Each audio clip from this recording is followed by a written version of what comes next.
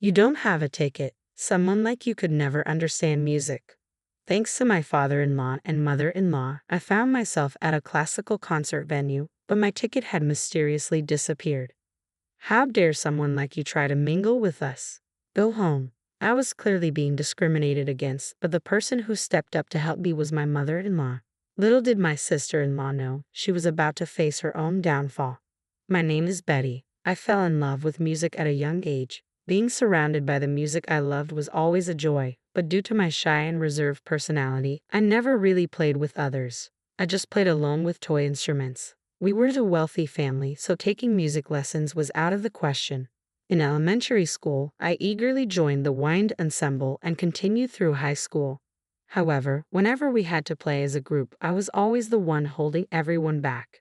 This experience left me with a deep-seated trauma, making me uncomfortable in group settings, even beyond music. I found solace in playing an instrument alone, often retreating to a corner of the music room.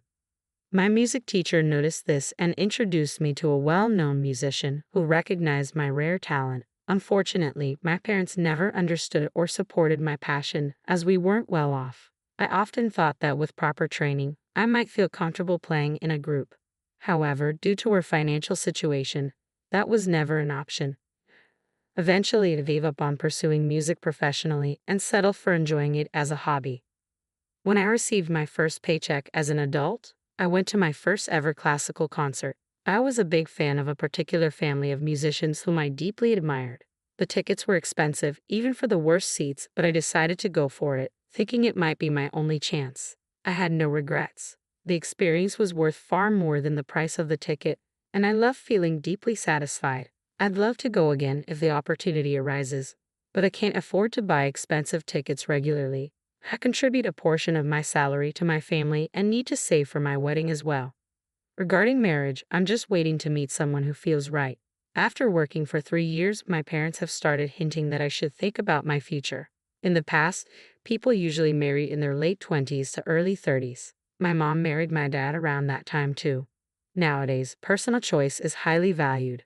My parents understand this and don't nag much, but their lack of pressure makes me feel like I need to hurry up and get married.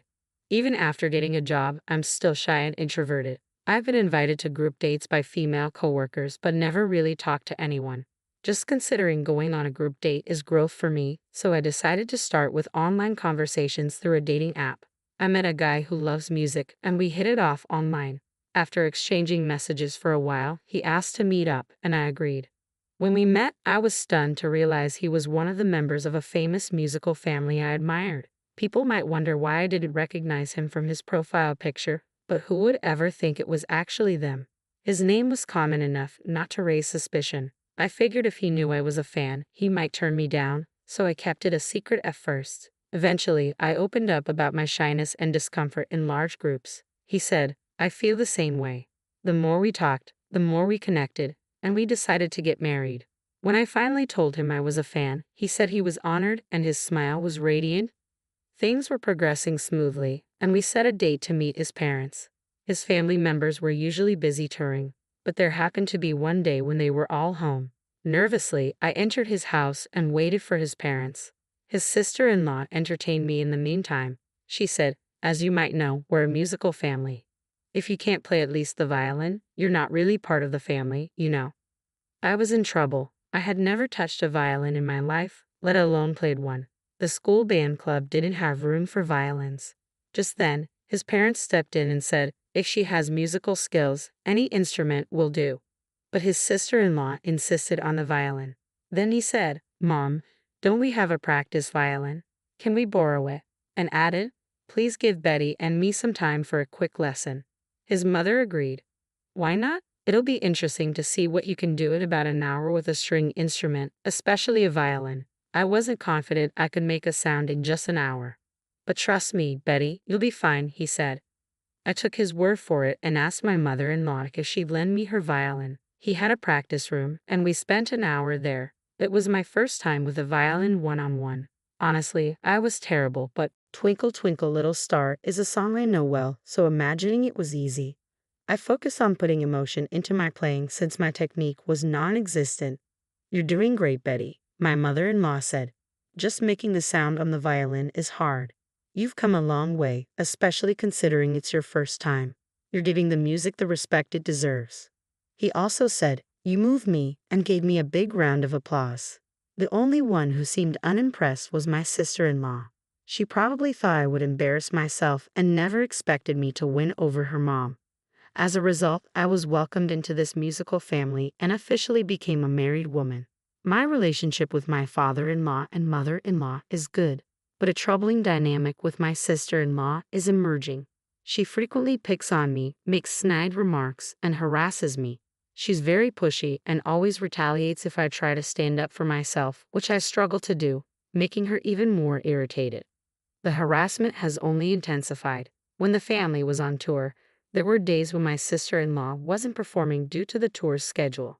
On those days, it was just my sister-in-law and me at home. Although we had a housekeeper, my sister-in-law insisted that I cook.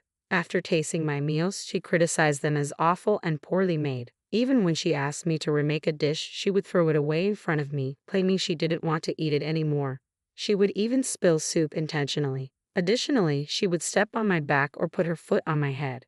During family dinners, she would often call me to the bathroom for no reason. "When will you learn proper table manners?" she demanded. "I don't want to share a table with someone like you." Although my husband, father-in-law, and mother-in-law believe I'm improving, she keeps saying, "I can't believe you can't even manage that." I don't think I'm as ill-mannered as she claims. Nevertheless, the sadness and frustration from not being acknowledged make me feel disheartened. After she leaves, I retreat to a quiet corner and wipe away my tears. My husband soon finds me and asks, "I was worried when you didn't come back." "Wait, why are you crying? Is she giving you a hard time? Don't hold back. Tell me everything." "What a sweet man," I almost said, but then I heard the joyful laughter from the family gathering and didn't want to disrupt the mood just for my own issues. If I could be patient, maybe it would help maintain the peace. "No, it's not like that. I get along with her," I said, "but you were crying." "I was just so happy to be married and accepted by everyone. I couldn't help but cry," I explained. My husband paused for a moment, then nodded in agreement. "Yeah, you're right." He took my hand and said, "Let's continue with dinner," leading me back to the table. It seemed like we might finally get some downtime from my father-in-law and mother-in-law. They even suggested attending a classical music concert as part of my welcome. Listening to various performers and interpretations from different conductors could be enlightening. They asked which concert I'd like to attend, and I recommended one they had previously enjoyed. They discovered they might be able to get tickets through a connection. However, my sister-in-law insisted on handling the tickets herself, claiming she had some influence with the people involved. On the day of the event, we arrived at the venue, and my sister-in-law went to the staff entrance. After a brief conversation with the staff, she returned with what looked like tickets. She distributed the tickets to everyone, but I didn't receive one. People who are broke wouldn't understand music anyway, right? "Excuse me, but you and I are on different levels. Know your place. Now go home. You don't belong here." My husband offered to check if there were any spare tickets available. However, not wanting to escalate the situation or make things uncomfortable for everyone, I decided it was best to leave and began to pull my husband away. "Wait, Betty, you're not the one who needs to leave. It's her who's always mistreating you," said my mother-in-law, who had been quiet until now. "Why me? Listening to music has nothing to do with being rich or poor. People have their own ways of enjoying it. It's not for others to interfere." My mother-in-law scolded my sister-in-law, who had always been cold toward me. "You think I don't know? It's clear something's been going on behind my back." "That's not true." "Really? I find your envious attitude far more impoverished," my mother-in-law retorted. My brother-in-law chimed in, "Aren't you always sleeping through concerts? It might seem like you're oblivious, but it's glaringly obvious," he chuckled. Sure, sister-in-law graduated from a music conservatory and won some awards, but she became complacent and stopped improving. You have to practice your instrument every day, or your skills will deteriorate. If you're going to lecture others on music, maybe you should first focus on improving yourself, my brother-in-law said. My brother-in-law regretted not being able to address his wife's lack of skill and attitude as a musician directly, but he couldn't bear the idea of causing harm to his brother's wife. "You have neither the awareness nor the ambition as a musician. I think it's time for you to leave our family. I'm tired of supporting someone with no promise of growth." It was an opportune moment for my sister-in-law to lash out. "You're one to talk, old lady. Your sense of music is so outdated that I can't even stand it. It sounds like something for the poor, so of course, I'd be thrilled to leave this awful musical family." Her words grew even stronger. She proclaimed she would go solo, make her own fortune, and prove everyone wrong. I thought people like her were incapable of self-reflection, but I didn't expect such intense rage. In the end, she stormed off, throwing a concert ticket to the ground as she left. My mother-in-law picked up the ticket and handed it to me. "Let's go," she said, taking my hand as we walked together. My second experience at a classical concert was deeply moving. Different musicians and conductors brought unique vibes and interpretations to the same piece, making me wonder how the same composition could sound so varied. I discovered new interpretations and learned a great deal. My mother-in-law seemed to notice my enthusiasm. Meanwhile, the tension between my brother-in-law and sister-in-law reached a breaking point, and their attempts at reconciliation failed, leading to their eventual divorce. My former sister-in-law hastily organized her solo concert, disregarding advice.